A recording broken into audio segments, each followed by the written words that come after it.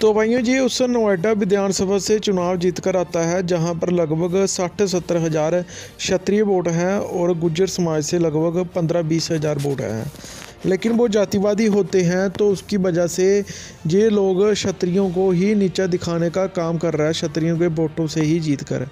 तो भाइयों नोएडा शहरी विधानसभा में आने वाले 40 गाँव में से 15 गाँव जो हैं वो चौहान राजपूतों के हैं और लगभग 8-9 गाँव अहीरों के हैं और 10-12 गाँव में ही गुज्जर हैं। बाकी प्रवासी जो बाहर से आए हुए बहुत ज़्यादा वोट उनके हैं, उनमें सबसे ज़्यादा क्षत्रिय हैं। तो कम से कम 60-70 हज़ार वोट पूरे क्षत्रिय समाज के बनते हैं। और गुज्जरों की बात करें तो इनके 15 से 20 हज़ार वोट हैं और जो बाहर से आए हैं वो बहुत कम है इनकी, क्योंकि बाहर आबादी नहीं मिलती।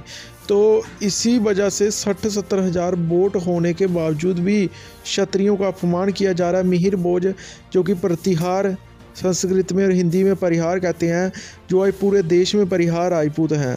गुज्जर भाइयों में एक भी परिहार मिलता ही नहीं, फिर भी उसका इतिहास चोरी हो रही है।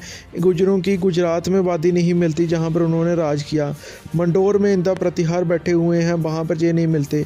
कन्नौज में नहीं मिलते जहां पर प्रतिहार मिहिर बोझ की राजधानी थी। तो फिर किस बात पर ये दावा उठाते हैं?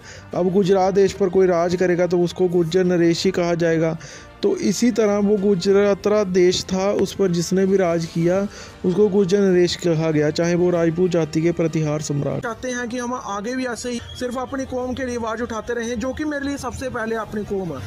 तो आप हमें नीचे दिए हुए जो QR कोड है, आप सभी स्कैन करके आप सभी इसको हमें जितनी सपोर्ट कर सकते हैं, किसी से 20, 50, 100, 500 जितना भी आपसे होता है, और हम ऐसे ही क्षत्रिय इतिहास पर वीडियो बनाते रहें। आप इस QR कोड के स्क्रीनशॉट ले